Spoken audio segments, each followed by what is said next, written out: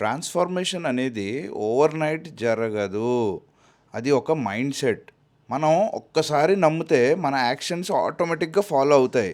Hard work, discipline, ఇంకా టైమ్‌తో మనకి ఈ ట్రాన్స్ఫర్మేషన్ కనిపిస్తుంది. ప్రాసెస్‌ని పక్కాగా నమ్మాలి.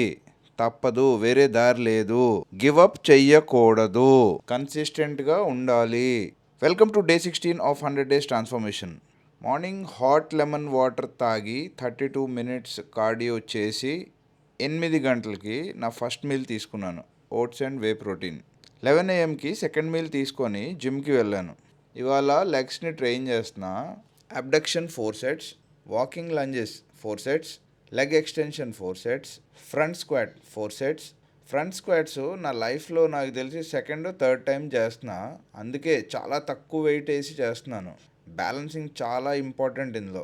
Leg press 4 sets, Smith machine Sumo squats 4 sets, leg curls 4 sets, ఫైనల్గా కాఫ్ రైజెస్ 4 సెట్స్ చేసి నా వర్కౌట్ని అలా ముగించా.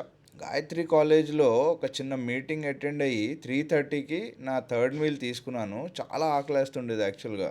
ఫైనల్గా 9 గంటలకి నా లాస్ట్ మీల్ తీసుకొని అలా డేని ఎండ్ చేశాను. మళ్ళీ రేపు కలుద్దాం. Till then bye.